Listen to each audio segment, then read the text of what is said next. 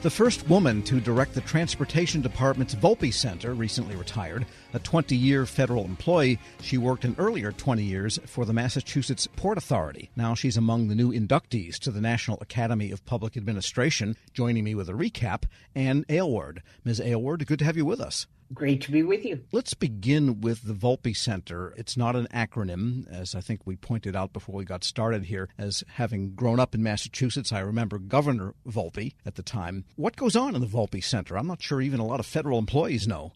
Volpe Center is part of the Department of Transportation Office of the Secretary. It's a research and technology organization that provides service to all of the Department of Transportation, as well as other federal, state, and local organizations, focusing particularly on transportation technology, innovation, and research.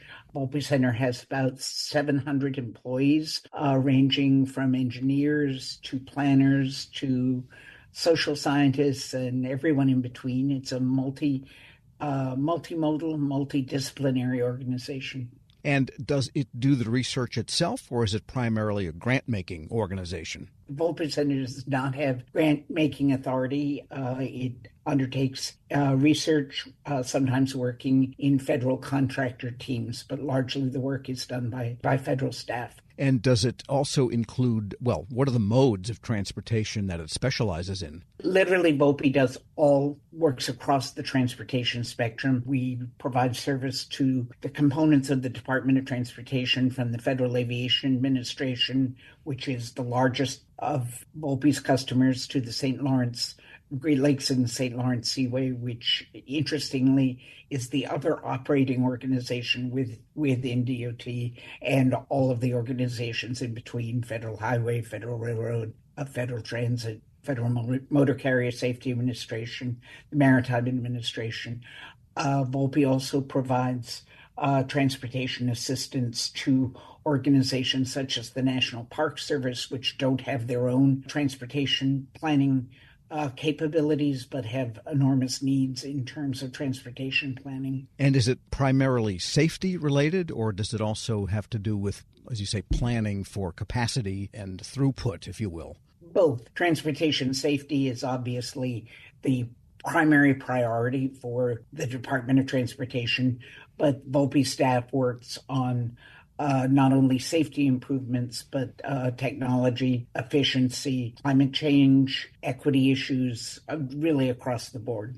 And relative to, say, 20 years ago, certainly relative to 40 years ago, most of the modes of transportation, or the biggest ones, say air and automobile, are in some ways step functions safer than they were, thanks to multiple airbags and a million kinds of things that have come into cars that we never dreamed of.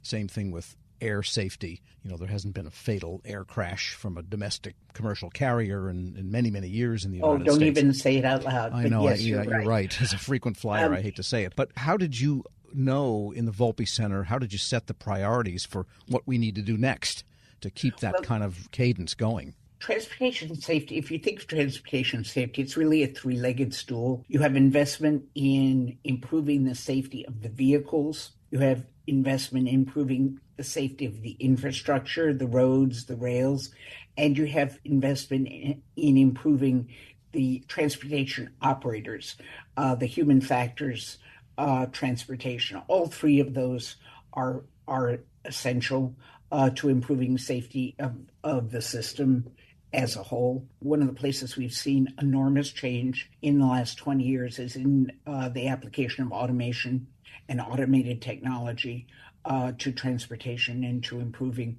the safety of the transportation system.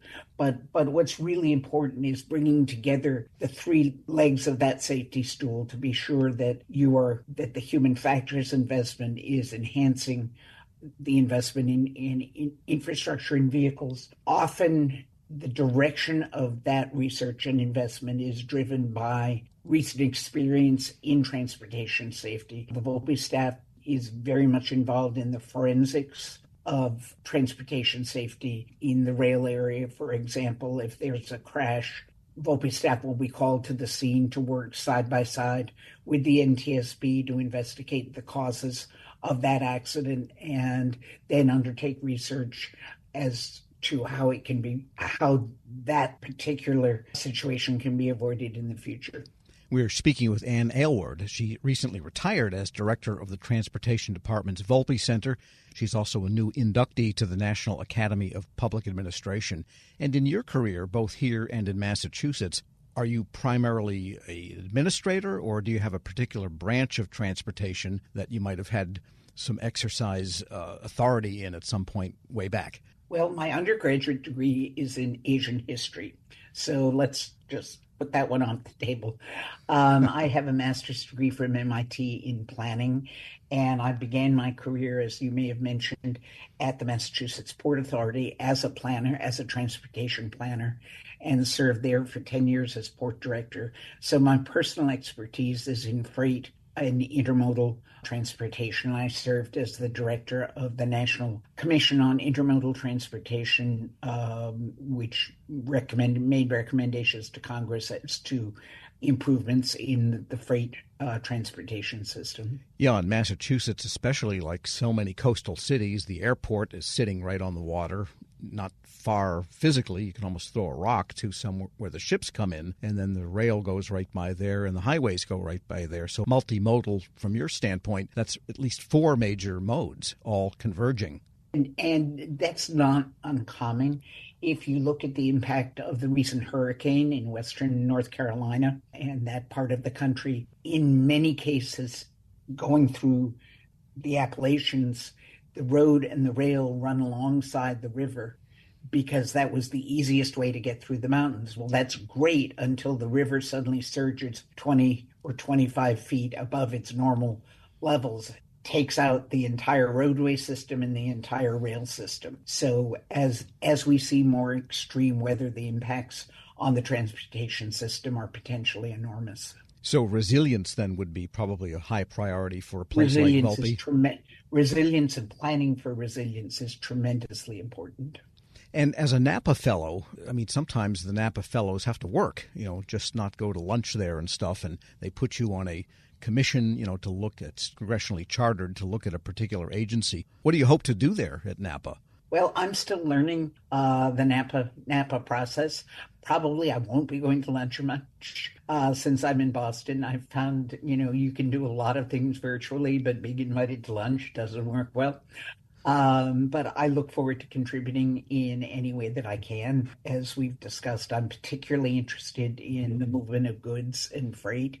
I think we all learned during the pandemic how important our supply chain, the functioning of our supply chain is to the health of the economy. That's a place I think I can make a particular contribution, but also the application of technology and automation to government and particularly to the transportation system.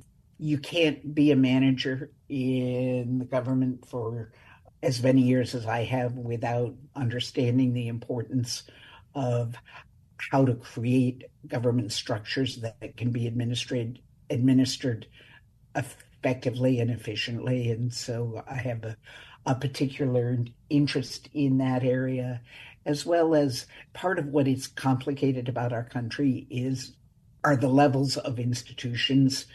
You can't, if you live in the Netherlands, you can make a national decision and it can be implemented. In the United States, you make a national decision, you have to be working through hundreds of state and local government organizations. So that administrative capability is something that I find particularly interesting. Wow, yeah, that's right, because having worked for a authority, which is separate in some ways from the state government, you have different accountabilities, different people to answer to, and you bring up a good point. Final question, what's your best advice for the young federal employee just coming into civil service? Public service is addictive. Once you come into the public sector, it's very hard ever to leave again.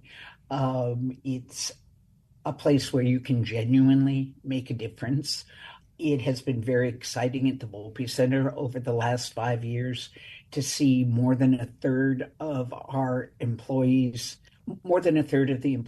at the Volpe Center are new within the last 5 years, and they have come to government with a goal to make the world a better place. And